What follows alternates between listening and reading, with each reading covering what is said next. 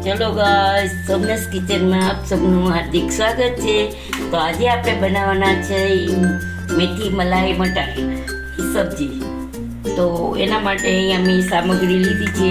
આ છે લસણ છે, આ છે કાજુ છે અને આ બધા ખડા મસાલા છે આપણે। અને અહીંયા આ પ્યાજ સમારેલી છે રફલી, અહીંયા ટમેટા રફલી સમારેલા છે અને પ્યાજ સમારેલી છે। તો ચાલો આપણે ગ્રેવી કરવા માટે તૈયારી કરી લઈએ। તો એમાં મેં 2 ચમચાઓ તેલ નાખી દીધું છે। આપણું તેલ હજી આવ્યું નથી। ચલો ગાઈસ, આપણું તેલ એકદમ સરસ આવી ગયું છે। તો એમાં જીરું નાખ્યું છે, હિંગ નાખી છે અને આ ખડા મસાલા છે એ બધા નાખી દીધા છે। પછી આપણે નાખશું લસણ ફોલેલી કળી, પછી આ પ્યાજ નાખી દઈશું,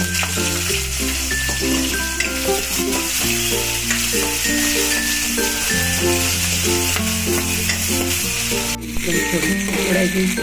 પછી કાજુ,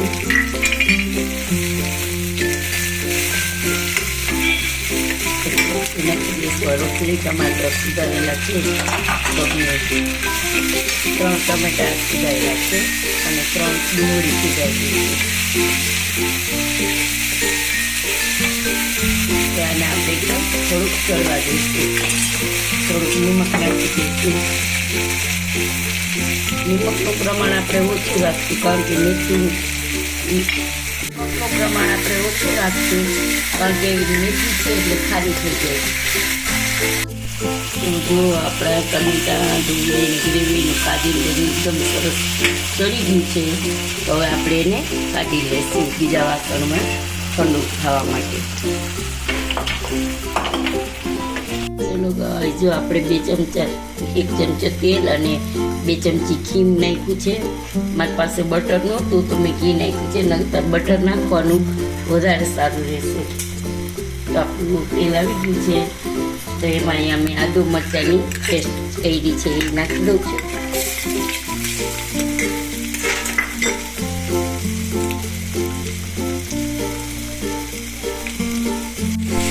આદુ મરચાંની પેસ્ટ નાખી દીધી છે। પછી આપણે નાખી દઈશું મેથીની ભાજી મેં આ મેથીની ભાજી મેં સુધારી લીધી છે અને ધોઈને સરસ રીતે રાખી છે, કટિંગ કરી લીધું છે। હવે આપણે નાખી દઈશું।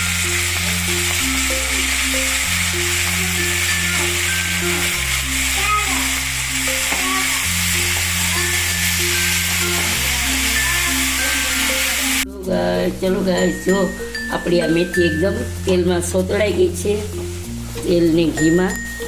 હવે આમાં આપણે જોઈતા પ્રમાણમાં જ નિમક નાખશું સ્વાદ અનુસાર।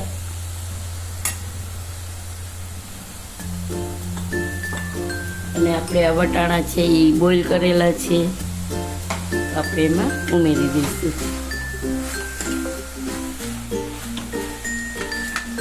મેથીનું 1 પૂરીઓ આખું જોઈ ગયું હતું આમાં આપણે।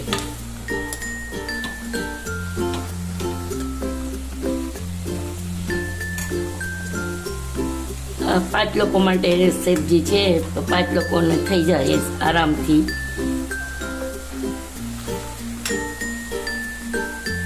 જો ગાઈસ, આપણી મેથી અને મટર બે તૈયાર થઈ ગયા છે અને અહીંયા મેં ગ્રેવી કરી લીધી છે। તો એ ગ્રેવી આપણી રેડી છે। તો હવે આપણે એ ગ્રેવી આમાં ઉમેરવાની છે।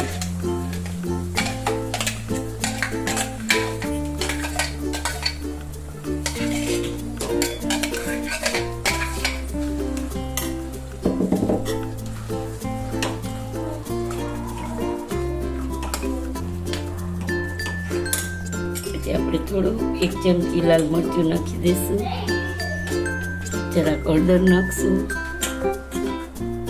ધાણા જીરું નાખશું અને મેં અડધી ચમચી ખાંડ લીધી છે, જે આપણે આ મેથી અને મેથી મટરને કલર એવો ને એવો ગ્રીન રહે એને બેલેન્સ જાળવી રાખે એના માટે થઈ। ખાંડ નાખવાથી આપણી મેથી અને મટર એકદમ સરસ ગ્રીન જ રહેશે। હવે છે ને આપણે મેથી મલાઈ મેથી છે એટલે આપણે મલાઈ તો એમાં નાખવાની જ છે એટલે 2 ચમચી મલાઈ નાખી દીધી છે.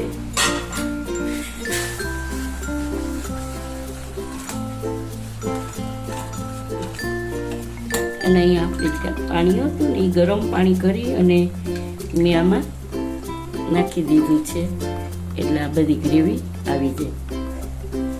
ચલો ગાઈઝ આપણે જોઈ લઈ જો આપણું તેલ એકદમ સરસ રીતે તેલ ને ઘી એકદમ સરસ રીતે છૂટું પડી ગયું છે અને આપણે નાખશું હવે ગરમ મસાલો. ગરમ મસાલો આપણે લાસ્ટમાં નાખીએ છીએ એટલે એની સુગંધ સરસ આવી.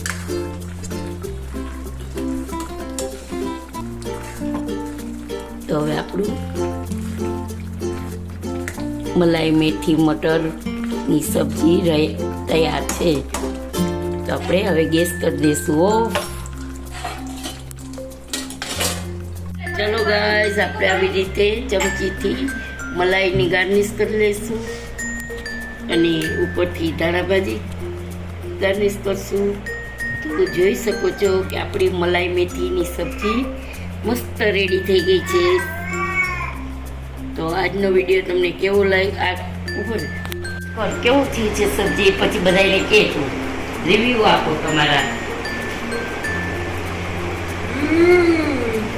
સુપર બન્યું છે મમ્મી. અમારા કેનેડા વાળી દીકરી છે એના રિવ્યુ આપણે જાણી લઈ કે આજનું શાક કેવું લાગ્યું છે. બહુ જ સરસ બન્યું છે. Thank you. ચલો ગાઈસ આજે આપણે મેથી મલાઈ મેથી મટરની સબ્જી તૈયાર છે. સાથે પ્યાજ છે, પરોઠા છે અને છાશ છે.